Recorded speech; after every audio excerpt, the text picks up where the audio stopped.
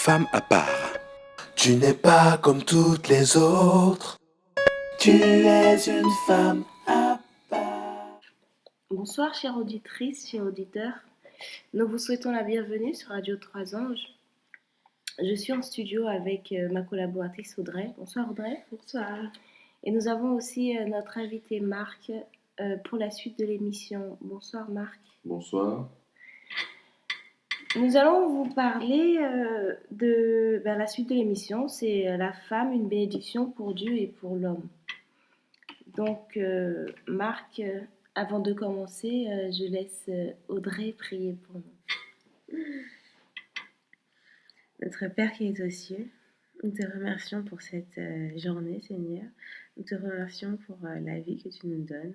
Nous te remercions pour toutes les choses que tu nous permets de traverser, Seigneur, et pour ce que tu nous apprends chaque jour.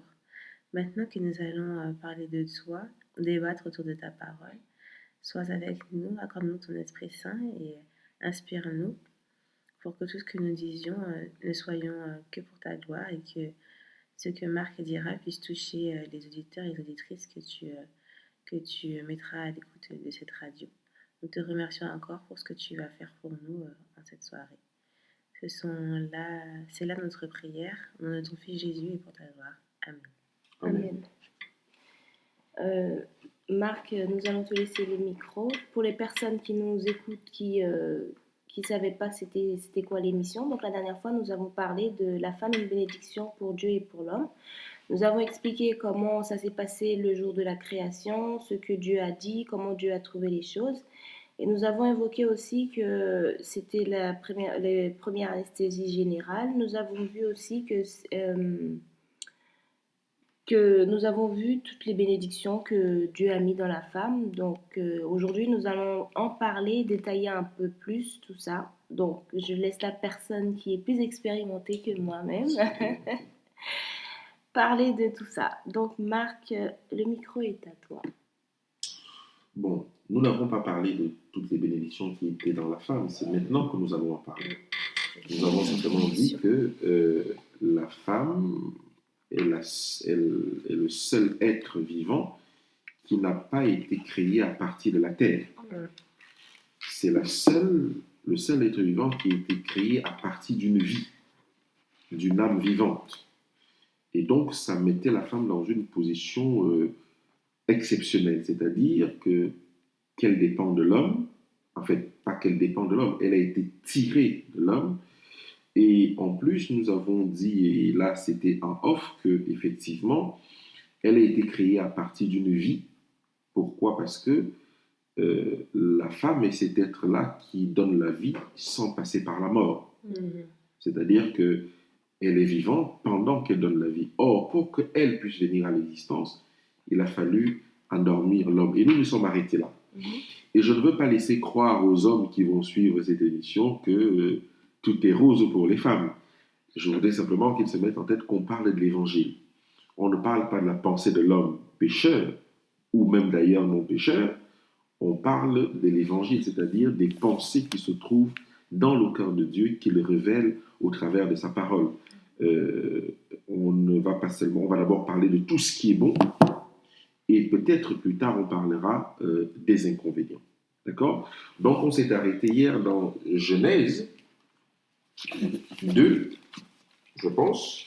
Oui. C'était arrêté dans Genèse 2 et c'était le verset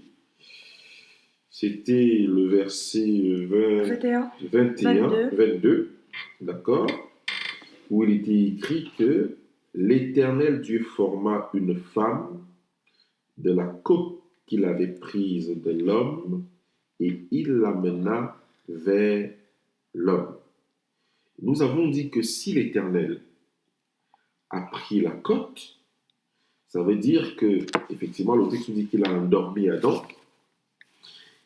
Il a pris la côte, ce qui veut dire, on peut supposer que Dieu a donc créé la femme à côté du corps inerte d'Adam, d'accord, et que Dieu a fait stopper le temps pour Adam, de telle façon que lorsqu'il se réveille, qu'il y ait un nouveau commencement pour lui, avec cette fois-ci quelqu'un qui lui ressemble. Mhm. Vous voyez? Donc l'homme a donc besoin de ce temps de rentrer dans le sommeil pour que Dieu puisse créer, puisse lui apporter une femme. Mais nous n'allons pas nous arrêter dans ce qui concerne l'homme aujourd'hui. Nous allons parler simplement de la femme. Il est écrit que il forma une femme de la côte qu'il avait prise de l'homme et il l'amena vers l'homme. Si on pourrait supposer, Dieu tire la côte, il crée la femme, mais il se déplace avec la femme.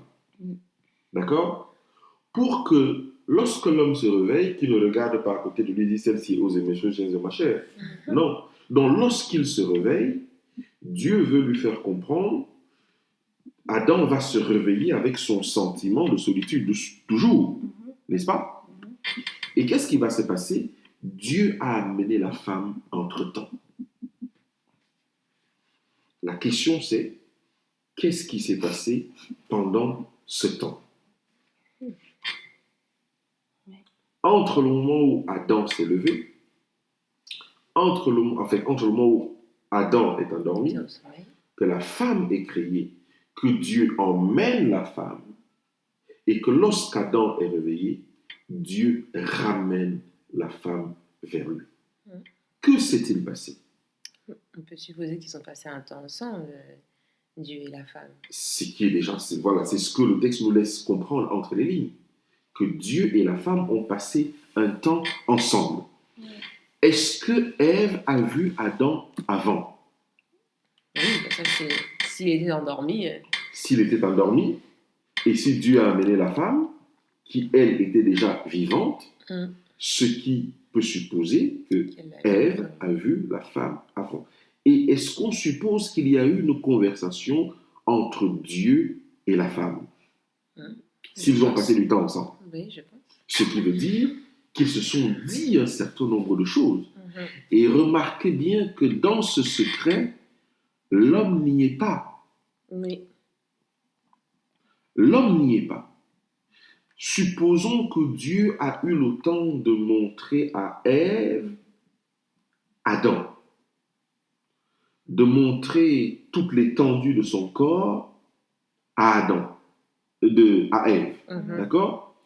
À lui expliquer que cet homme qui est couché là, il est mort avec juste un sentiment. Il n'est pas au courant de ton existence. Donc, il ne sait pas lui-même en réalité ce qu'il est réellement. Eh bien, comme tu seras son aide, ce sera à toi de lui expliquer un certain nombre de choses qu'il ne sait pas. Il est le maître de la création. Toute la création lui est soumise, d'accord? Mais il ne sait pas comment il fonctionne lui-même.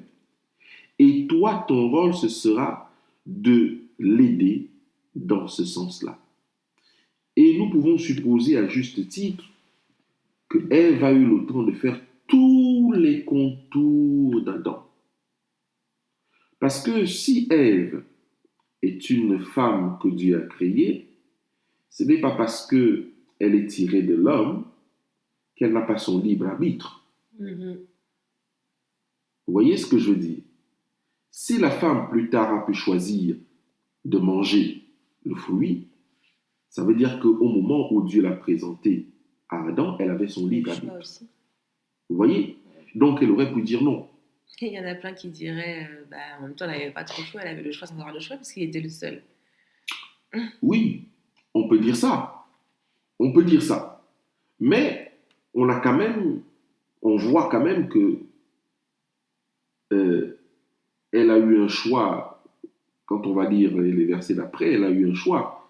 Elle a fait un choix, mais je veux dire, oui, c'est vrai qu'il y avait d'autres arbres, mais elle a quand même fait le choix de manger l'arbre interdit. Mais nous n'y sommes pas encore. Donc, Dieu amène la femme,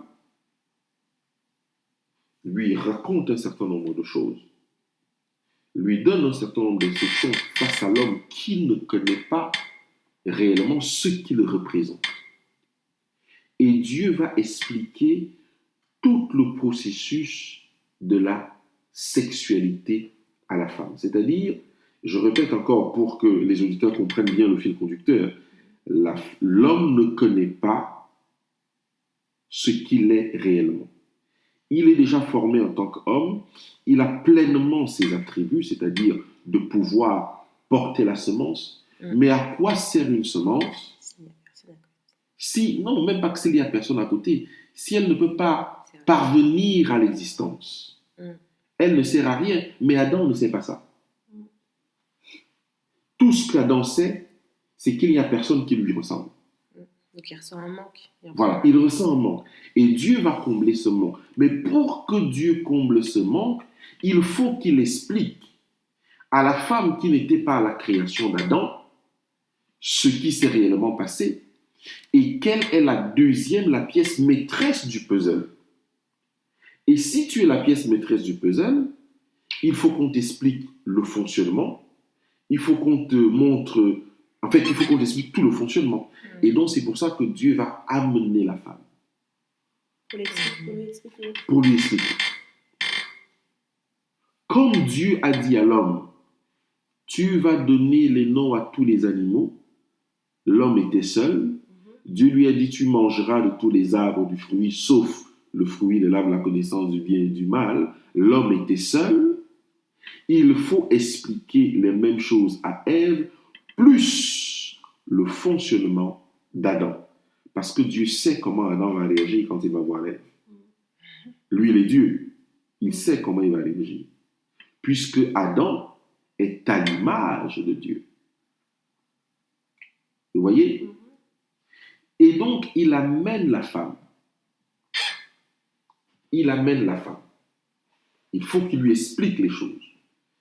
Donc, il a tout expliqué à la femme. Il lui a donné le secret. Il dit, cet homme-là, il est couché. Comme je l'avais dit dernièrement, tu vois ce truc qui est au milieu de ses jambes. Adam à 6 mètres. Il ne sait pas comment faire. Tu vas devoir lui expliquer comment il faut l'utiliser. Et je te donne tous les attributs, toute la bénédiction nécessaire pour que tu puisses comprendre ça. Ce sera un secret entre toi et moi. Tu vas rentrer dans mon cœur. Mes sentiments envers vous seront tes sentiments. C'est ce que je ressens que tu ressentiras. Vous comprenez? C'est ce que Dieu ressentira dans son cœur que Ève va ressentir avec Adam.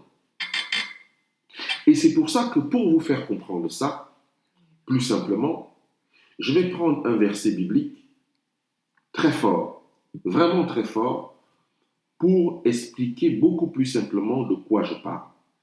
Dans la version Louis II, il est écrit dans Proverbe 18, verset 22, « Qui trouve une épouse trouve le bonheur. » D'accord? Qui trouve une épouse trouve le bonheur. Ça, c'est la version Semeur. La version Louis II dit, « Celui qui trouve une femme trouve le bonheur.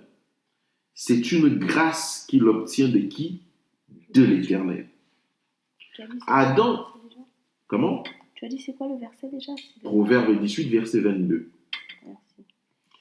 Celui qui trouve une femme trouve le bonheur, c'est une grâce qu'il obtient de l'Éternel. Adam, lorsqu'il est couché, avant que le Seigneur ne l'endorme, il a un sentiment de solitude, car il n'a pas trouvé aide semblable à lui. Et le texte nous dit que lorsqu'Adam se relève, Dieu lui emmène une femme. Et le texte nous dit, celui qui trouve une femme trouve le bonheur, c'est une grâce qu'il obtient de l'Éternel. Quelle est la grâce qu'Adam a obtenue de l'Éternel? La femme, son aide. Oui, la grâce qu'Adam obtient. Écoutez bien, une grâce. Adam obtient une grâce de l'Éternel après la création totale, la cerise sur le gâteau. Il obtient une grâce de l'Éternel. Dieu lui donne une femme. Le texte nous dit que celui qui trouve une femme a trouvé le bonheur. Et je disais que la version Semeur dit, qui trouve une épouse trouve le bonheur, c'est une faveur que l'Éternel lui a accordée. La cerise sur le gâteau, vous voyez, une grâce, une faveur. Une femme est une faveur que Dieu accorde à l'homme. Mais quel homme? L'homme Adam, mais l'homme Christ aussi. Ce n'est pas seulement l'homme Adam. C'est pour ça qu'Éphésiens 5 veut nous faire comprendre que, d'ailleurs on va en parler, l'homme quittera son père et sa mère et s'attachera à sa femme, les deux deviendront une seule chair. Les deux deviendront une seule chair. Je ne le dis pas par rapport à vous, mais à Christ et à l'Église. La faveur que Dieu le Père donne à Christ homme, c'est la femme, l'Église. La faveur que Dieu le Père donne à Adam, c'est la femme, la grâce. Or, qu'est-ce que nous demandons à Christ lorsque nous péchons? Sa grâce. Vous ne me suivez pas encore. Non. Enfin, je vois le texte qui dit ma grâce te suffit aussi, mais c'est pas. Oui, mais Dieu nous fait comprendre ici que la femme est une faveur que Dieu te donne. Quand tu pêches, tu demandes une faveur à Dieu. Il dit, je te pardonne. Il dit, c'est ma grâce que je te donne. Vous voyez? C'est la même. Tu nous as dit là. Voilà. Comme quoi, si l'homme se dispute, enfin, n'est pas en accord avec ça. Nous allons en arriver là. C'est pour ça que c'est un problème. Vous voyez, pour l'homme. Nous allons en arriver là parce que les auditeurs n'ont pas suivi notre conversation en off. C'est pour ça que je dis ça. Donc, le texte dit que la femme, celui qui trouve une épouse, trouve le bonheur. Nous allons revenir sur le bonheur. C'est une faveur de l'Éternel. Et la version seconde nous a dit que, parce que là nous sommes dans la version semeur, elle dit que c'est une grâce de l'Éternel. Et la semeur nous dit c'est une faveur. Qu'est-ce que la seconde 21 nous dit? Celui qui trouve une femme a trouvé le bonheur, c'est une faveur qu'il a reçue de l'Éternel. La version Martin nous dit quoi? Rien du tout, il n'a pas capté la version Martin. Maintenant, la version Darby. Celui qui a... Non, ce n'est pas le même verset, la version Darby ne le traduit pas non plus. Maintenant, la version Osterval. Celui qui a trouvé une femme a trouvé le bonheur, c'est une faveur qu'il obtient de l'Éternel. Donc, il reprend exactement la même chose. Maintenant, la King James en français également ne traduit pas ce verset-là. Maintenant, on peut se poser la question, mais si on rentre pour comprendre pourquoi Dieu a amené la femme, qu'est-ce qu'il va donner à la femme réellement? Maintenant, le texte biblique nous dit que celui qui a trouvé une femme a trouvé le bonheur. Maintenant, nous pouvons aller, d'accord, faire du mot à mot pour essayer de comprendre de quoi l'Éternel parle. D'accord? De quoi l'Éternel parle? Pour voir ça, nous allons définir ce que c'est que le bonheur. Et dans tous les textes, lorsque vous prenez la définition en hébreu du bonheur, quand vous tapez ce mot, vous allez trouver plusieurs définitions, mais qui veulent dire la même chose. Mais la définition qui contient notre verset, c'est-à-dire Proverbe 18, verset 22, la définition qui contient notre verset s'appelle, c'est le mot en hébreu, c'est Tob. Je ne sais pas si je prononce bien, T-O-W-B. Vous le prononcez comment? Tob, n'est-ce pas? Eh bien, en hébreu, Tob veut dire bon, agréable, plaisant, d'accord? Agréable à une haute nature, vous voyez? Donc la nature de la femme, bon, excellent dans sa qualité. Écoutez bien, oui, bon, riche, vous comprenez? De grande valeur, meilleur, heureux, il y a encore quelque chose, prospère. Vous comprenez? Mhm. Prospère, compréhension ou compréhensive. En d'autres termes, ça veut dire une bonne chose bien. Alors, ça veut dire une bonne chose, bien fait, bien-être, prospérité. C'est généralement traduit par bon, bonne, bon, pur, bien, belle, heureuse, plaire, mieux, beau, favorable, agréable, bien-être, bonheur, excellent, joie, meilleur, avoir raison, bonté, tranquillement, égayé. Égayé.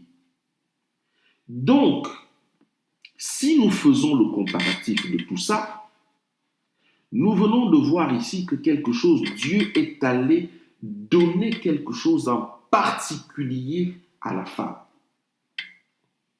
Quelque chose de très important.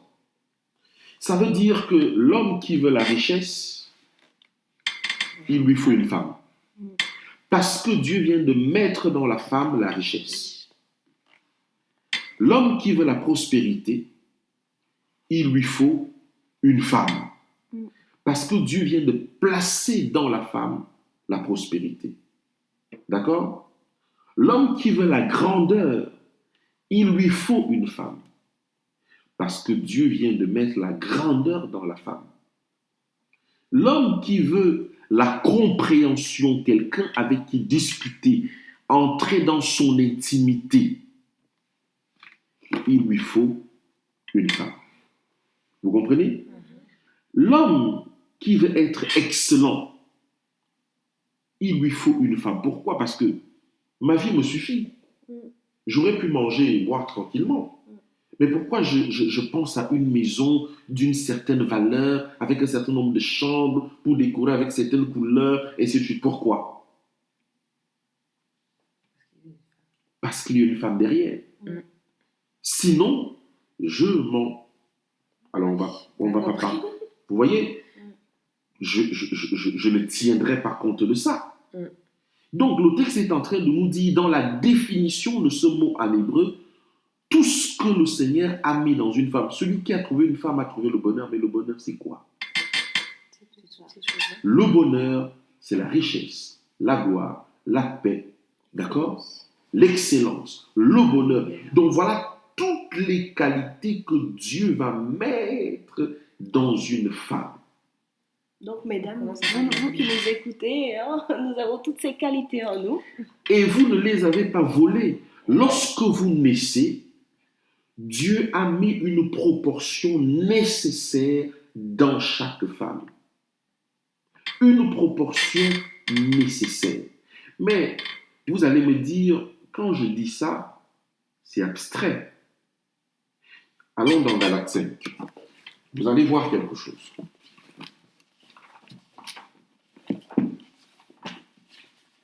Galates 5, c'est un verset bien connu. Galates 5 est un trésor immense de beaucoup de choses. C'est Galates 5, 19, n'est-ce pas? Il est écrit, or, le fruit de l'esprit, non, c'est où ça? Galates 5, verset 22. Mais le fruit de l'esprit, c'est l'amour. Donc, qu'est-ce que Dieu met dans, quand on a cité, parce que tout ça, quand on parle de heureux, prospère, bon, agréable et tout ça, c'est l'amour, n'est-ce pas? Donc, l'une des choses que Dieu va mettre dans l'âme de la femme d'une manière innée, c'est l'amour. C'est pour ça que vous allez toujours trouver, même le meurtrier le plus dangereux de cette terre a une femme. Hitler avait une femme. Les plus gros meurtriers, les sorciers, les plus grands marabouts de cette planète qui marchandent et qui parlent avec l'ennemi de nos âmes ont des femmes. Satan lui-même a une femme. On l'appelle la Babylonienne, Apocalypse 17. Celle qui est assise sur la bête. Vous voyez? Tout le monde a une femme. Satan était obligé de se faire représenter sur terre par sa femme. Et donc, on nous dit donc, et vous voyez que la femme d'Apocalypse est très amoureuse de ses amants. Elle est très amoureuse de ses amants. Donc, dans chaque femme, il y a l'amour. Donc, on a dit le fruit de l'esprit, c'est l'amour, la joie, la paix, la patience, la bonté, la bénignité, la fidélité, la douceur, la tempérance. Si vous regardez et vous comparez ça à la définition que nous avons de Tob, là, en hébreu, qu'est-ce que vous constatez? N'est-ce pas les mêmes choses qui se trouvent dans le fruit de l'esprit? N'est-ce pas les mêmes caractéristiques qui se trouvent dans le fruit? Et regardez, le fruit de l'esprit, c'est l'amour. Et ça se trouve dans le fruit de l'esprit. Et Dieu va placer toutes ces choses dans la femme. Donc, quand vous voyez la femme, telle qu'elle est formée, toutes ces choses-là sont dedans. Vous comprenez?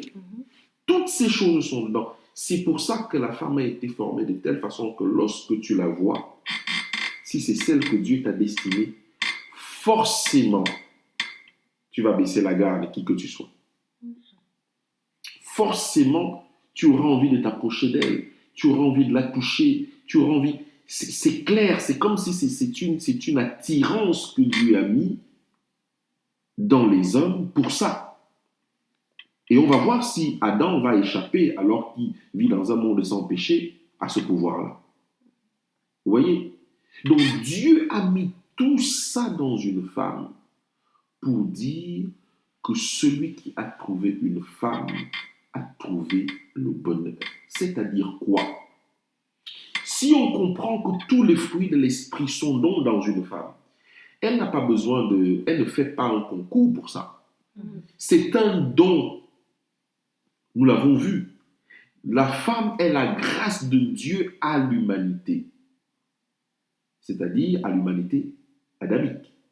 C'est-à-dire pour Adam, la grâce, la faveur que Dieu lui fait en plus, c'est la femme. Vous voyez? Lorsque la Bible dit que Dieu a tant aimé le monde qu'il a donné son Fils, afin que quiconque croit dans lui ne périsse point, on est en train de nous donner une grande révélation. Dieu a tant aimé la femme,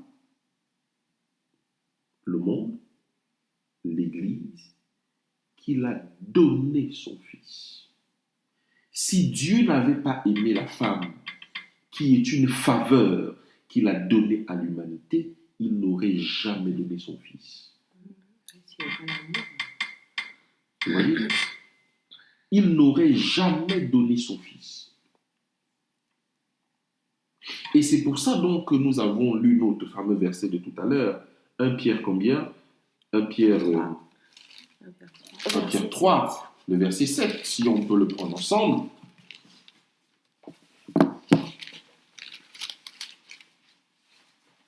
Si vous l'avez avant moi, vous pouvez le lire. Marie, montrez à votre tour de la sagesse dans vos rapports avec votre femme. Car avec un sexe plus faible, honorez-la comme devant ainsi hériter avec vous de la grâce de la vie. Qu'il en soit ainsi, afin que rien ne vienne faire obstacle à votre prière, à vos prières. Comme c'est une grâce, parce que pourquoi Dieu dit rien ne vient faire obstacle à vos prières? Remarquez bien que lorsque vous êtes un homme très pris, très occupé, d'accord? La meilleure façon d'avoir accès à vous, c'est de faire quoi? Passer par ta femme. De passer par l'épouse. C'est un secret que le monde sait, c'est un secret vieux comme le monde. Hollande est quelqu'un, c'est un président de la République. Mais Hollande n'est pas président pour sa femme. s'il en avait une. Celui qui peut appeler Hollande à n'importe quel moment, même s'il est dans quel dîner d'État, il va décrocher, c'est sa femme. Vous comprenez? Donc, pourquoi le Seigneur nous conseille à nous les hommes de faire tout pour être en accord, selon bien sûr qu'ils dépendent de... Voilà, vous voyez, on ne parle pas des circonstances elles-mêmes. On va prendre le problème dans la globalité. Pourquoi? Parce que lorsque vous avez une femme qui prie pour vous devant le trône de grâce de Dieu, c'est comme si vous étiez dans le lieu très saint directement en train de parler avec le Seigneur. C'est pour ça qu'un homme qui a une femme derrière, qui assume son rôle, peut marcher droit devant. Il n'aura pas de problème. Et ça, les femmes doivent comprendre ça. Elles doivent reprendre cette position en disant, c'est une grâce, je suis une grâce. Et c'est aussi pour ça que mes chères sœurs doivent faire très attention, c'est ce qu'on ne nous a pas dit, nous tous d'ailleurs. Quand Dieu a donc placé toutes ces choses dans la femme, richesse, intelligence, bonheur, joie, paix, toute la bénédiction dans la femme est donc quelque chose qui brille et qui a qui brille et qui a toute la bénédiction de Dieu. Mes chers sœurs, c'est pour ça que votre appareil sexuel est fermé. Parce que c'est un tube. Vous savez, quand vous achetez un jus, le jus est fermé. Il faut que quelqu'un vienne l'ouvrir pour boire et sentir la saveur de ce jus. Et que ce jus puisse produire toutes les substances énergétiques qu'elle contient dans la personne qui va boire. Vous comprenez? Donc, c'est pour ça que, étant rempli de tout ça, l'ennemi a compris ce qu'il fallait faire. Il faut voler ces bénédictions avant, vider cela. Et c'est pour ça qu'en Israël, les femmes allaient D'ailleurs, quand on voit les préceptes et les ordonnances que l'Éternel donne à Israël, les femmes devaient aller au mariage vierge. Parce que c'était la garantie qu'elles allaient donner à leur mari tout ce qu'on vient de citer, c'est-à-dire la prospérité, la richesse, la douceur, la joie, la paix. Donc, en définitive, l'argent et la richesse et toutes ces choses que les hommes cherchent sont en une seule personne. Vous voyez? C'est comme quand je disais dernièrement qu'on parlait en off, que si l'Éternel vous donne de l'or, ce sera une pierre. Si on vous donne de l'or tel que c'est extrait dans les minerais, vous allez jeter ça par la fenêtre, mais on se fout de moi. Mais sauf qu'effectivement, c'est de l'or qu'on t'a donné. Dès que ça passera par le feu, alors tu verras la pierre que Dieu t'a donnée.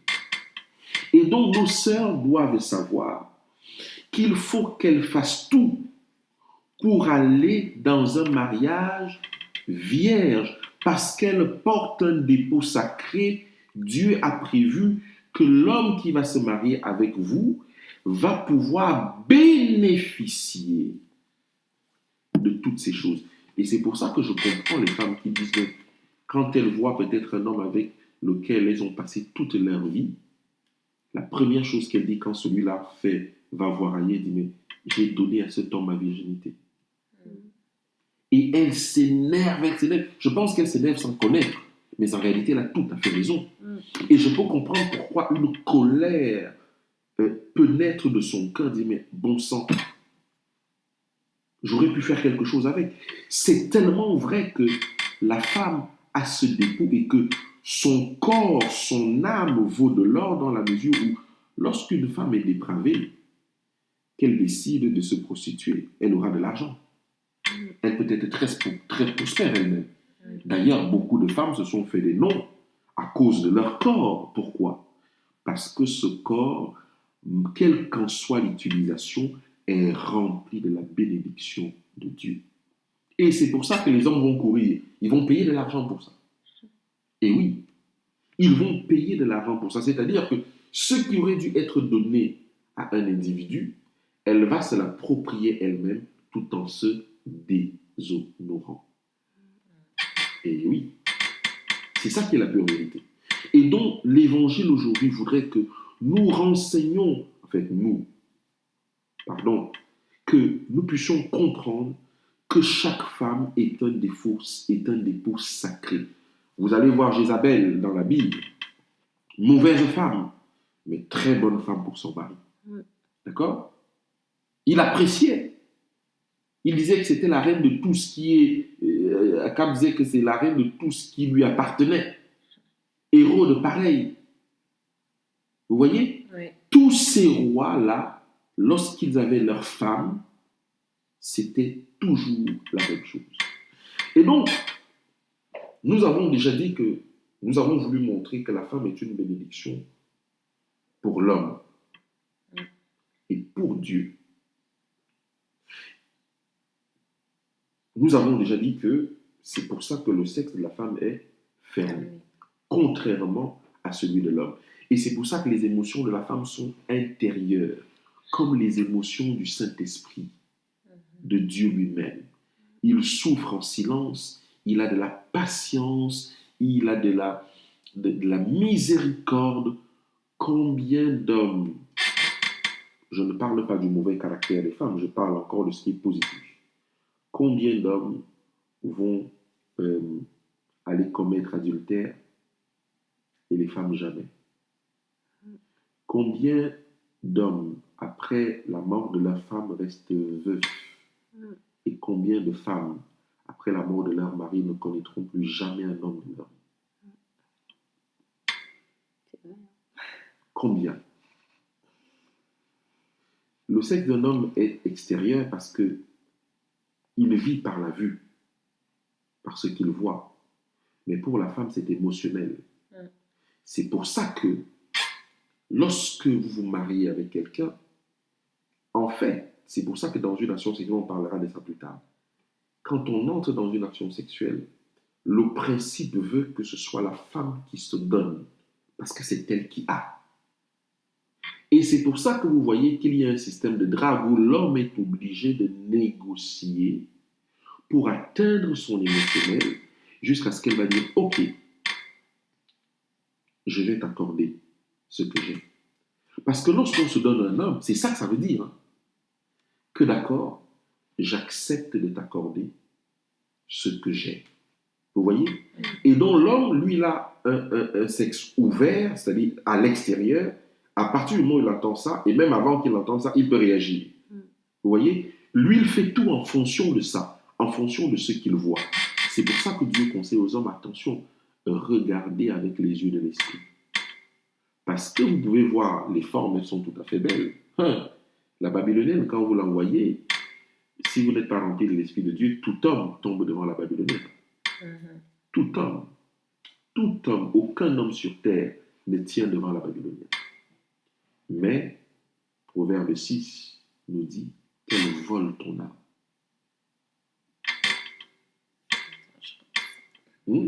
Elle est dangereuse. Elle est dangereuse. Elle vole ton âme. Et en fait, tu vas lui donner quelque chose qui va lui servir à autre chose. Ça veut dire, quand elle vole ton âme, elle vole ce que tu as toi à l'intérieur, en tant qu'homme, et elle va l'utiliser autrement. Puisque son rôle, c'est de donner des enfants. Donc, quand elle te vole ça, tu es vide. Donc, est-ce que jusque-là, on a des questions? Ne restez pas comme ça. S'il y a des questions à poser jusque-là, avant de continuer. Mais ça veut dire en fait que la femme aussi, elle a un rôle entre guillemets d'instruction, parce que comme tu dis au tout début, que Dieu lui a expliqué un peu les attributs de l'homme et qu'elle devait l'expliquer à l'homme, alors que généralement on dit que c'est l'homme qui instruit la femme. La femme est sortie, a été tirée de l'homme, mais l'homme vit par la femme. Vous comprenez? Elle reçoit instruction de l'homme. Pourquoi? Parce que, d'abord, elle a péché. D'accord? Mais elle reçoit instruction de l'homme. Pourquoi? Parce que de quel homme on parle à ce moment-là? Mettez-vous toujours, voilà, mettez-vous toujours dans cette position que lorsqu'on parle du mariage, Paul nous dit, il ne s'agit pas de vous, mais de Christ et de l'Église. Vous voyez? D'accord, ouais. Il ne s'agit pas de vous, c'est de Christ et de l'Église. Dans les attributs que Christ a mis en la femme, il y a la capacité de la représentation, parce que comme c'est la femme qui transforme le spermatozoïde, d'ailleurs son rôle de la femme, et c'est pour ça qu'elle se donne, c'est de tout transformer. Une fois qu'elle touche un truc, ce ne sera plus jamais pareil. Vous donnez à la femme du sperme, elle vous donne des enfants. Vous lui donnez une maison, elle vous donne un foyer. Tout ce qu'elle touche. Après le péché, vous lui donnez des frustrations, elle vous donne l'enfer. C'est la capacité de transformer tout ce qu'elle reçoit. Parce que comme Dieu lui a donné de grands attributs, son rôle, c'est de tout transformer. Adam seul dans le jardin d'Éden, ça ne ressemble pas à grand-chose. Mais Ève et Adam dans le jardin d'Éden, ça change des choses. Et c'est pour ça, à mon avis, que dans son souci d'organisation, elle veut certainement... alors, je m'avance un peu là-dessus, hein, ce n'est pas biblique ce que je vais dire. Elle veut certainement prendre possession de tout le jardin d'Éden, nonobstant ce que Dieu lui a dit sur l'arbre de la connaissance du bien et du mal. Donc, elle se balade, elle se permet d'y aller toute seule. Et pourtant, c'était une petite consigne qu'ils soient toujours tous les deux. Vous voyez? Donc, lorsqu'il y a... Oui. Et quand tu parles de toutes les bénédictions que la femme a, donc on a compris qu'il y avait les bénédictions du fruit de l'esprit, enfin on a tout compris par rapport à la définition du mot bonheur. Hein. Mais du coup, quand la femme elle se donne à quelqu'un qui n'est pas forcément son mari, il obtient donc toutes ces bénédictions. Mais c'est ça. Vous savez, quand nous allons lire Genèse 2, alors, pour répondre à ta question, revenons là-dessus pour finir cette partie en disant que Dieu est donc allé remplir la femme de toutes ces bénédictions et de cette instruction en lui disant que pour que tu sois une bonne aide, il faut que je te donne des capacités supérieures. Parce que tu ne peux pas aider quelqu'un du même niveau que toi. Il va se reposer sur toi. Lorsqu'un électricien vient chez vous, vous n'avez rien à lui apprendre. D'accord? Il va faire tout son machin, puis vous allez juste dire, ok, d'accord. Et dès qu'il va allumer, vous allez voir que ça va fonctionner. Il ne va jamais vous expliquer comment il a fait. Et même s'il vous explique, il s'est formé pour ça. Vous n'allez rien comprendre. Donc, je vais te donner des capacités. Et donc, l'homme va se reposer sur toi. C'est parce que les auditeurs ne voient pas le truc. Supposons que ça, c'est l'homme, et voici la femme. Donc, Dieu dit que l'homme sera comme ça. La femme sera droite, et l'homme, lui, va se reposer sur la femme de cette façon-là. Vous voyez? Et donc, Adam, Ève est rempli donc de cela. Il est écrit que Dieu prend Ève et lui dit, comme maintenant j'ai fini de t'expliquer et que Adam est déjà réveillé, je vais donc t'amener vers Adam. D'accord? Vous savez, je vous ai dit tout à l'heure, on va revenir sur ta question. Hein. Je vous ai dit tout à l'heure que Ève a vu Adam en premier. Ce qui veut dire que Ève a aimé Adam en premier. À moins que, moi je ne suis pas une femme, mais c'est ce que j'essaie de comprendre par les Écritures. À moins qu'une femme ne me démente, généralement, c'est le même processus. Les hommes ont toujours l'impression qu'ils sont des dragueurs et qu'ils parlent bien. Si je lis les Écritures et que je pense que j'ai un peu l'Esprit de Dieu en moi, et que moi-même je suis un homme connaissant les choses, je suis capable de dire aujourd'hui non. En réalité, c'est parce que la femme t'a vu à l'avance, tu l'as peut-être plus, qu'elle va laisser une porte ouverte pour que tu te rapproches. Et même lorsque elle ne va pas laisser de porte ouverte, il y aura quand même quelque chose qui va trotter dans son esprit pour voir si elle peut te tester. Surtout, nos sœurs qui sont spirituelles, la première chose, c'est de te mettre des barrières complètement. Tout est barricadé, c'est impossible. Mais ce n'est pas ce que ça veut dire en réalité. Donc, c'est la femme qui voit et qui estime que je peux me donner à cette personne. Cette personne me plaît bien. Je vais essayer de le connaître. Et toi, tu viens, tu dragues, tu fais des petits cadeaux, restaurant par-ci, ainsi de suite, ainsi de suite. Mais non, l'analyse a déjà été faite. Elle a déjà fait ses plans sur la comète. Maintenant, elle veut mettre la balance. Est-ce que ça peut donner oui ou non? Bon, vous êtes des femmes, peut-être que je me trompe. Et donc, ce qui veut dire, et c'est pour ça que les femmes ont ce pouvoir, ce n'est pas l'homme qui choisit sa femme. C'est la femme qui choisit son mari. Parce que, revenons en arrière, elle a quelque chose à donner. Et donc, c'est à elle de prendre la décision que je donne ce que j'ai à telle personne ou pas. C'est pour ça que l'homme est obligé de se surpasser pendant cette période. Parce que lorsqu'il va prendre, ça lui appartient. Et on voit tout de suite que le rapport change. L'homme qui pouvait lui dire pendant la période des fiançailles, et là nous sommes déjà après le péché, je veux te voir à 16h tous les jours, il sera là à 15h30 pétante, dites-lui ça après le mariage. Oh, tu sais, j'étais pris au bureau, je ne pouvais pas, et pourtant, avant, il était aussi pris. Vous voyez? Parce que la femme lui a déjà donné ce qu'elle avait. Et donc, maintenant, Dieu ramène Ève vers Adam. Je voudrais quand même répéter ça, marteler ça. Il faut que les sœurs comprennent que Dieu leur a donné ce pouvoir de choisir l'homme qu'elles veulent épouser. C'est très important. Il faut vraiment le savoir. Et c'est pour ça que lorsqu'on est encore fiancé, il faut procéder avec le père à une batterie de tests qui nous rassurent. Il ne s'agit pas de trouver quelqu'un qui est sans défaut. Il s'agit de trouver quelqu'un qui peut se mouiller pour vous. Parce que le simple fait que vous vous donnez, vous vous êtes déjà mouillé pour lui. Mais en cas de difficulté,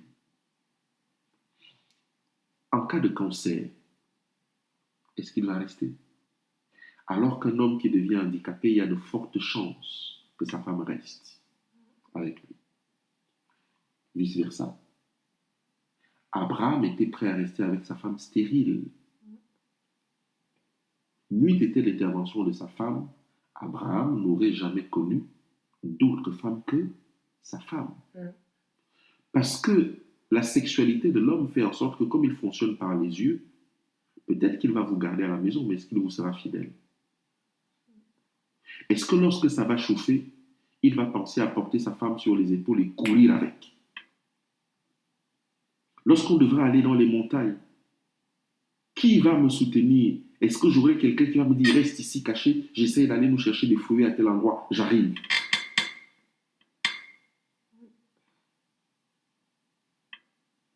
C'est vrai qu'il y a tout ça à prendre en compte. Ce n'est pas l'homme qui peut vous donner de l'argent maintenant. Qui peut vous donner... Ah, vous êtes en train d'être enregistrés, les sœurs.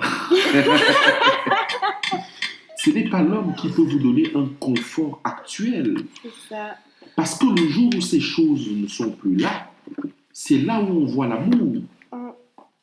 Eh bien oui. Mais c'est vrai, on ne pense pas, mais c'est important. C'est important. Une maison, pour qu'elle soit maintenue, il faut des colonnes. La question est, est-ce qu'il y a les 4 colonnes? S'il n'y a pas de fenêtre, on peut mettre des fenêtres. S'il n'y a pas de mur, on peut construire les murs. Mais s'il n'y a pas de colonne, Ou alors si les colonnes ne sont pas solides, Fondation. elle tiendra comment? Mm. Il n'est pas de regarder, il est de regarder au niveau des colonnes. Est-ce qu'avec cette colonne, ça va pouvoir tenir? Une fois que les colonnes peuvent tenir sur une fondation, alors on peut construire. Ça veut dire qu'il faut vraiment regarder au-delà, pas des choses qui sont matérielles ou quoi, mais vraiment au-delà. Oui, il faut regarder au-delà. Quel genre d'amour cet homme a pour moi? Est-ce que si je suis malade et que c'est lui qui doit me laver, c'est lui qui doit me nourrir, c'est lui qui doit faire tout, est-ce qu'il restera?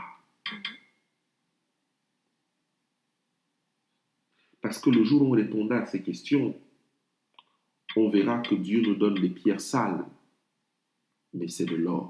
Mm. Lorsque j'ai épousé mon épouse, je ne sais pas si je peux dire que je l'aimais ou je ne l'aimais pas, je ne sais pas trop en fait.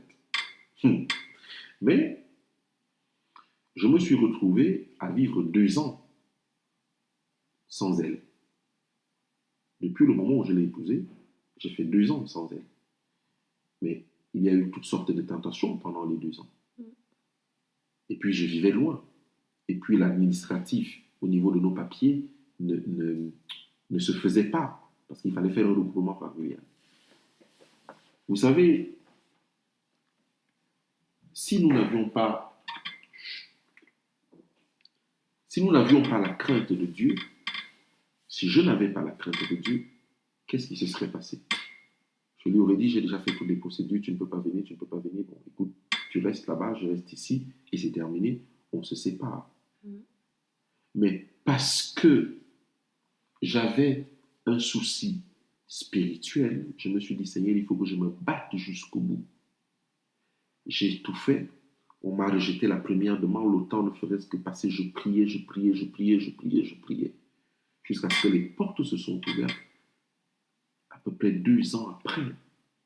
Mais moi, je vivais en France. Il y avait toutes les sœurs qui étaient là, qui étaient, elles, disponibles à vivre une vie communautaire tout de suite. Mais j'ai supporté. Ça m'a tellement pris d'argent, cette procédure, que j'aurais pu construire une maison avec ça. Pourquoi je dis ça? Parce que c'est là qu'on voit si cet homme vous a aimé ou pas. Qu'est-ce qu'il est capable de donner en échange de l'amour qu'il a pour vous? Christ a donné sa vie. C'est pour ça que la seule façon de sauver la femme, c'est de mourir. Et tous les hommes doivent comprendre que lorsque Christ dit que vous devez aimer votre femme comme Christ a aimé l'Église et s'est sacrifié lui-même pour elle, ce qui veut dire que l'une des façons, et depuis la création du monde, c'est comme ça, pour que la femme soit maintenue en vie, il faut qu'un homme meure. Adam, on l'a envoyé dans le sommeil. Christ est mort. Tout ça pourquoi? Pour maintenir la femme dans sa position originelle avec ses prérogatives d'origine. Car c'est une grâce pour Dieu et pour l'homme. Maintenant, la sœur m'a posé la question, est-ce que lorsqu'on a donné, alors comment était ta question déjà? Quand on s'est donné pour la première fois à quelqu'un, en fait, c'est quand on avait donné nos bénédictions. Mais est-ce que de ce fait-là, on est vide? Alors, il faut maintenant comprendre ce que veut dire un acte sexuel. D'accord? Et si nous prenons la suite des versets, donc on dit Genèse 2, qu'est-ce qu'il dit? Genèse 2, au verset 22, on dit, l'Éternel forma une femme de la côte qu'il avait prise de l'homme et il l'amena vers l'homme. On s'est arrêté en disant que, remarquez bien, c'est Dieu qui amène la femme vers l'homme. Oui. C'est pour ça qu'il est écrit, Jean 3,16, c'est Dieu qui donne son fils à la femme. Vous comprenez? C'est Dieu qui donne son Fils à la femme. Donc, il amène la femme vers l'homme. Ce qui veut dire que pour qu'un homme soit bien marié, il faut qu'il ait une femme qu'il aime et une femme que Dieu amène vers lui. Vous voyez? Et c'est aussi la sécurité de la femme. Parce que Ève et Dieu sont en accord. C'est pour ça qu'ils viennent ensemble. La question qu'on pose souvent dans une église, qui donne cette femme en mariage, c'est le père qui se lève. Je donne ma fille. Comprenez bien. Je donne ma fille. Quand il donne sa fille, pourquoi? Parce que sa fille se donne. C'est pour ça qu'il dit, je donne ma fille. Il aurait pu dire, je prends cet homme en mariage pour ma fille. Non. Je donne ma fille en mariage. Et ce qu'elle a été dans ma maison, qu'elle le soit dans la maison de son futur mari. Donc, Dieu amène la femme à l'homme. L'homme dit, voici celle qui est os de mes os, chair de ma chair, on l'appellera femme. Et on va voir qu'est-ce que veut dire femme. Parce qu'elle a été prise de l'homme. C'est une explication. C'est pourquoi. Vous voyez? Donc le texte nous dit, parce qu'elle a été prise de l'homme, point. Ça, c'est l'homme qui a parlé. Point. La phrase qui suit ne nous dit pas que c'est Adam qui a parlé. Il y a un point là-dessus, vous comprenez? Donc c'est comme si Dieu reprenait la parole à ce moment-là. Il disait, c'est pourquoi l'homme quittera son père et sa mère et s'attachera à sa femme et les deux deviendront une seule chair. Regardez qu'il y a quelque chose. Dieu amène la femme. C'est lui qui amène la femme vers l'homme, n'est-ce pas? Mais on nous dit après, c'est pourquoi c'est l'homme qui quitte son père et sa mère et s'attache. Il ne se donne pas. Parce que le rôle de la sexualité de l'homme, ce n'est pas de se donner, c'est de s'attacher à ce que sa femme lui donne. Vous voyez? Le rôle de l'homme dans la sexualité, ce n'est pas, c'est de s'attacher à ce que sa femme vient lui donner. C'est à ça qu'il doit rester fidèle et attaché. C'est ça la sexualité. Mais, ça veut dire plusieurs choses. Donc, c'est pour ça que le texte dit, l'homme quittera son père et sa mère et s'attachera. Et pourtant, c'est le père qui amène sa fille pour donner en mariage. C'est comme si le père l'amenait et l'amenait dans la maison d'Adam, n'est-ce pas? Mais ce n'est pas ce qu'on comprend.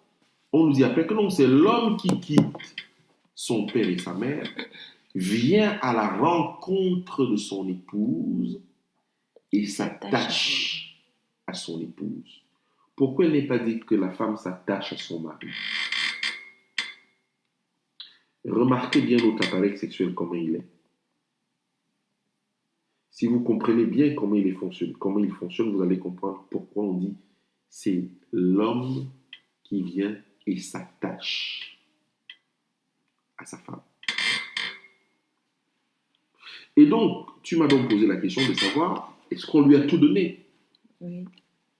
La parole de Dieu dit que le mariage, dans ce que nous venons de lire, commence par un acte sexuel. Le mariage n'est pas ce qu'on apprend du monde. Le mariage n'est pas ce qu'on apprend des médias ou de ce que les lois ont édicté, même si c'est Dieu qui a créé toutes les autorités. Le mariage est ce dont la Bible dit. C'est pourquoi l'homme quittera son père et sa mère et s'attachera à sa femme. Les deux deviendront une seule chair. Ce qui veut dire que c'est le jour de l'acte sexuel qu'il y a mariage. Et donc, c'est le jour de l'acte sexuel qu'il y a le don et l'attachement. L'homme accepte de prendre l'offre que sa femme lui donne. Et en s'attachant, il dit que j'accepte ce que tu me donnes et je vais rester définitivement attaché ici. La raison pour laquelle l'adultère a été puni de mort en Israël, c'est parce que si la femme a été tirée de la côte de l'homme, Un adultère veut dire un adulte en terre. Adulte en terre, c'est un ensevelissement, une mort. Vous voyez? Adulte en terre, adultère. Un adulte qui est en terre, ça veut dire qu'on a arraché la côte de cette personne et elle ne peut pas vivre. Elle doit mourir. Elle doit automatiquement mourir. Parce que c'est comme si ton mari s'est détaché de toi. Ou c'est comme si ta femme est allée donner ce qui t'appartient à quelqu'un d'autre. C'est la mort. Mais du coup, en fait, là, donc, si tu te donnes à une première personne et que ça ne fonctionne pas, c'est comme s'il n'avait pas accepté ton don. Donc, qu'est-ce qui se passe?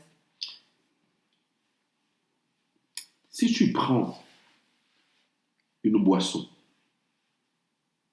et que tu la consommes une fois, tu bois une demi-bouteille.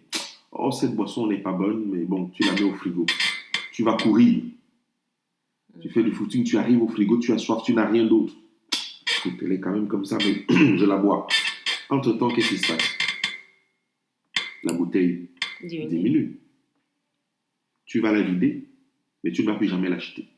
Parce que tu ne peux pas la forcément jeter, parce que tu l'as achetée. D'accord? Donc, elle reste là comme ça, tu la consommes. La bouteille se vide quand même.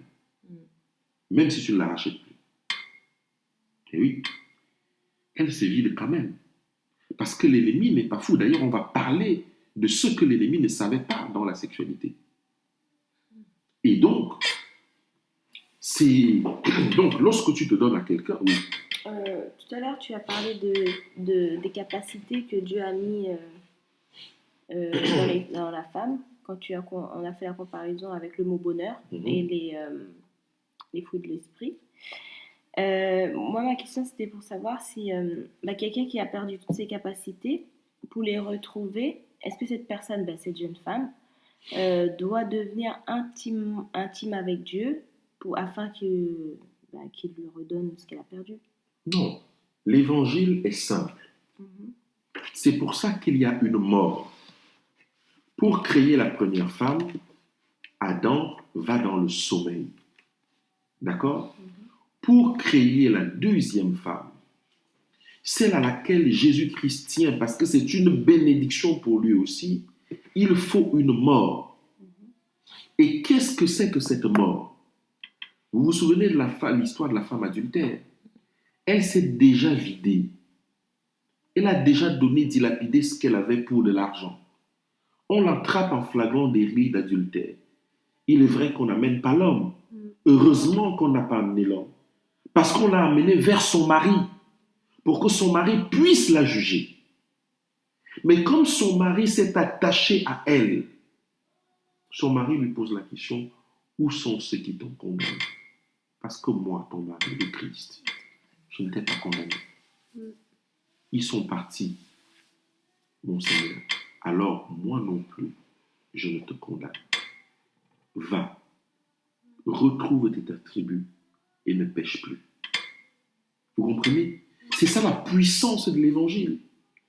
Le mari doit à nouveau mourir pour que cette femme puisse retrouver ses attributs et qu'elle ne pêche plus. C'est pour ça que la parole dit, voici les choses anciennes sont passées. Toutes choses sont devenues nouvelles. Au Romains 8, le verset 1, il n'y a plus de condamnation pour ceux qui sont en Jésus-Christ. Oui. Tu veux dire que le mari qui est mort pour toutes les femmes qui ont commis cette erreur au début, c'est le Christ, c'est lui qui est mort pour nous et qu'on a accepté. Il n'y a qu'une histoire. Oui. Christ ne vient pas chercher un homme. On n'a jamais vu ça dans les Écritures. Christ vient chercher une femme, uniquement des femmes. Quand je dis des femmes, pardon, uniquement une seule femme. Et tous autant que nous sommes dans la femme. Ouais. Donc lorsque Christ est en train de parler de ses amours, il ne s'adresse à aucun homme. Parce que pour Christ, il n'y a pas d'homme en dehors de lui. Il y a un usurpateur. Mais il n'y a pas d'homme en dehors du Christ. Donc Christ est mort pour toutes ces femmes-là qui pleurent et qui gémissent parce que ce sont elles qui sont capables d'aimer le Christ comme il veut qu'on l'aime. Et donc, il est obligé de mourir pour cette femme, parce que cette femme ne comprend pas dans un premier temps son amour. C'est pour ça qu'elle dilapide les richesses de Christ. Et Christ dit, mais comment la sauver alors qu'elle a dilapidé? Ézéchiel 16. C'est Christ qui a donné à Israël les bagues, les anneaux d'or, comment dire, les chaînes de grande valeur. C'est elle qui donnait du pain. Et qu'est-ce qu'il nous a expliqué dans Ézéchiel 16? Israël prenait cela et donnait cela à ses amants. Mhm. Et d'ailleurs, dans ce verset, on nous dit, mais tu as dépassé toutes les prostituées parce que les prostituées, elles prennent de l'argent de leurs amants. Mais toi, tu étais beaucoup plus vide parce que tu donnes ce que tu as aux amants. C'est toi qui nourris tes amants. Vous comprenez? Donc, Jésus-Christ est venu mourir pour réparer toutes choses, c'est-à-dire tous les problèmes que et toutes les infidélités que son épouse a eues envers lui. Voilà pourquoi il donne donc un conseil aux hommes des êtres humains cette fois-ci, en leur disant, messieurs, vous devez aimer vos femmes comme Christ a aimé l'Église et s'est sacrifié pour elle. En d'autres termes, pour que la femme, l'Église, revienne à la vie, ou la femme que vous êtes revienne à la vie, il faut le sacrifice d'un homme, un vrai, qui va vous aimer, corps, âme et esprit. Et à partir de ce moment-là, vous allez retrouver votre sécurité, celle de l'origine, parce que vous aurez un homme qui vous aime. Et oui, c'est ça la puissance de l'Évangile. Autre question? Ça va là. Il est quelle heure? Ça fait pas 1 heure là? Bientôt. On a encore 5 minutes. 5 minutes? Oui. Donc voilà un peu comment l'Évangile se donne, parce que Christ a besoin de son épouse. Sans son épouse, il n'y a pas de paradis pour Christ. Et Christ a besoin d'enfants. Comment va-t-il faire pour avoir des enfants sans l'épouse? Il est obligé de pardonner à l'épouse. Donc, la sanction que l'épouse devait avoir, Christ récupère cette sanction pourvu que l'épouse puisse lui produire des enfants. Et vous avez des histoires dans la Bible où un prophète, Dieu dit à un prophète, va prendre une épouse prostituée. Oui. Et dans Osée, il dit, je la ramènerai dans le désert. Je parlerai à nouveau à son cœur. Je lui redonnerai ses attributs. Je lui expliquerai comment je l'ai aimée depuis la fondation du monde et ce que j'attends d'elle. Je chasserai ses amants loin d'elle. C'est pour ça que nous allons dans le désert avec Christ. Parce qu'au milieu de beaucoup de brouhaha, de ce monde dans lequel nous oublions l'essentiel. Et Christ est obligé de traiter son épouse ainsi, jusqu'à ce qu'elle revienne,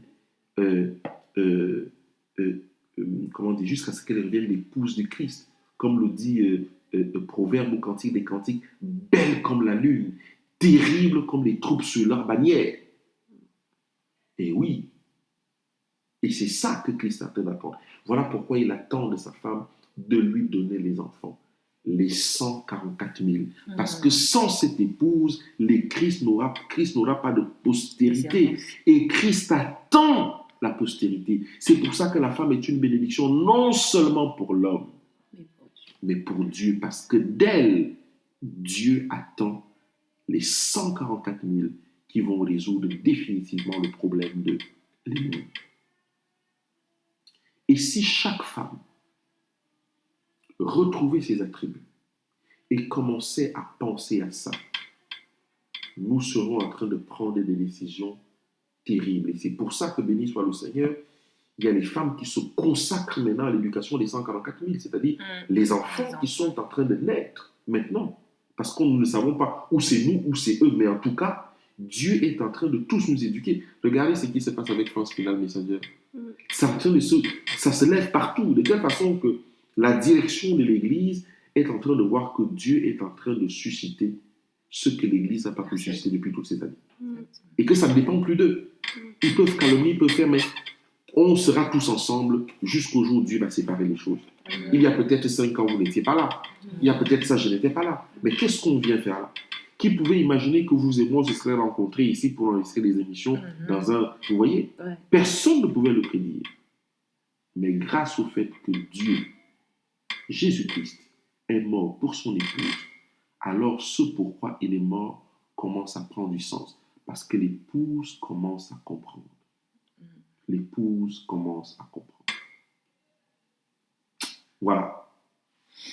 Ouais. En fait, c'est un recommencement, on va dire. Quand on aura compris cela et quand on aura pris... quand on aura agi quand on aura pris conscience et quand on aura agi en conséquence, et ben les choses reprendront en fait leur cours et c'est là que tout va recommencer entre guillemets, où tout va se jouer pour ce qui va suivre, quoi. Mais il faut absolument que nous les femmes on puisse prendre vraiment conscience de ça. Tant qu'on n'aura pas pris conscience de ça, et ben les choses vont continuer comme elles sont maintenant. Oui, et je pense que nous allons parler de ça dans l'histoire après la suite. On va commencer par parler d'abord de résoudre le problème de la sexualité, qui est un problème fondamental. Parce que je vous rappelle que Ève a mis 2 hommes au monde. Un meurtrier et un enfant de Dieu. Comment une seule personne peut mettre 2 êtres aussi différents au monde? Vous voyez? Donc on va parler de ça dans la suite. Ben voilà, merci Marc pour toutes ces bonnes choses. Nous espérons vraiment que, comme tu as dit Audrey, que toutes les femmes, que nous nous rendons vraiment compte de toutes les capacités que Dieu a mis en nous, et afin qu'on puisse se réveiller et faire des 144 000 pour lui. Donc voilà, mesdames, je vous encourage vraiment à passer du temps en prière, à aller vers le Père, à réclamer des choses, à lui demander vraiment qu'est-ce qu'il attend de nous. Et voilà, n'hésitons pas. Oui, comme tu dis, à construire une relation avec Dieu, parce que comme on l'a vu avec Marc, il y avait quand même eu un temps où la femme était seule avec son Dieu. Donc je pense qu'il faut que nous aussi, on retrouve ce temps-là, d'être seul avec lui, de se retrouver avec Dieu pour pouvoir ensuite être amené vers la personne qui nous est destinée. Oui, et c'est pour ça, je crois qu'on avait fait déjà une émission comme ça en disant que avant le mariage, en fait, profiter du temps de ce moment de célibat pour être plus près du Christ, pour être en accord avec Dieu, parce que quand on sera marié avec des enfants, on n'aura peut-être pas les mêmes moments d'intimité, les mêmes moments de qualité avec le Christ. Quand vous serez marié, vous serez donné. Oui, donc ce ne sera plus la même chose. Voilà. Donc profitons de ces moments pour vraiment passer ces moments de qualité avec lui. Donc voilà, Marc, nous te demandons de faire une prière pour nous pour clore ce moment. Seigneur, tu révèles encore ta parole aux êtres faibles comme nous, mais nous comptons sur toi pour écraser la tête du Léviathan dans nos vies et prendre enfin la victoire qui est la tienne et que tu attends depuis la fondation du monde. Puisses-tu nous faire grandir et nous permettre de vivre l'Évangile au nom de Jésus-Christ. Amen. Amen. Voilà, nous arrivons au moment de l'astuce. Donc Audrey, qu'as-tu pour nous aujourd'hui? Je vais vous parler des 7 familles des fruits et légumes, parce qu'on a plein de légumes, plein de fruits sur cette terre, et vous avez dû le constater, tous aussi colorés les uns que les autres. Donc il y a plusieurs familles de fruits et de légumes, et je vais vous parler de 7 familles de fruits et de légumes qu'on peut distinguer grâce à leur couleur. Vous avez dû vous en douter. Donc la famille rouge, nous avons la tomate. Et les intérêts de la tomate sont très intéressants. C'est un antioxydant, anti-cancer de la prostate, protège le cœur et les poumons. Nous avons dans la famille violette la figue, qui protège le cœur et les vaisseaux, retarde l'apparition des maladies mentales dégénératives, telles que l'Alzheimer. Nous avons dans la famille jaune et orange l'ananas, qui est anti-maladie cardiaque et anti-cancérigène. C'est très bien de mettre de l'ananas partout dans des jus, parce que ça apporte beaucoup de choses. Il y a la famille orange, donc la carotte. On connaît bien aussi les bienfaits de la carotte, qui est un anti-cancer et qui protège la peau, qui aide à renouveler sa peau, à avoir une peau belle et saine. Nous avons parlé aussi de l'ail il n'y a pas très longtemps avec Barbara, qui est un anti-cancer, un antibiotique, un antiseptique, un antioxydant et qui protège le squelette. Donc très bon, l'ail. Et on peut vraiment mettre ça dans tout. C'est facile à absorber, en fait, cet aliment. Il y a la famille vert foncé. Nous avons donc le chou, qui est un anti-cancer aussi. On a tendance à oublier ce légume, mais qui est très bon au goût quand on le cuisine bien et très bon aussi pour la santé. Et nous avons la famille des jaunes et des verts, dont le maïs, qui est un anti-dégénérance de l'œil et qui protège également le cœur. Donc, ce qui est conseillé dans tous les menus que l'on fait, dans tout ce que l'on mange, c'est de pouvoir mélanger toutes ces familles, donc toutes ces couleurs, pour aider à notre système de défense, notre système digestif, tout pour avoir un corps en bonne santé, enfin, pour entretenir le plus possible son corps. Donc, manger au moins, essayer de mélanger, de varier toutes ces familles pour avoir un repas complet, équilibré et sain. Et après, on a une belle assiette aussi avec toutes ces jolies couleurs. C'est joli pour les yeux, mais c'est joli aussi pour le corps. Le corps, voilà, exact.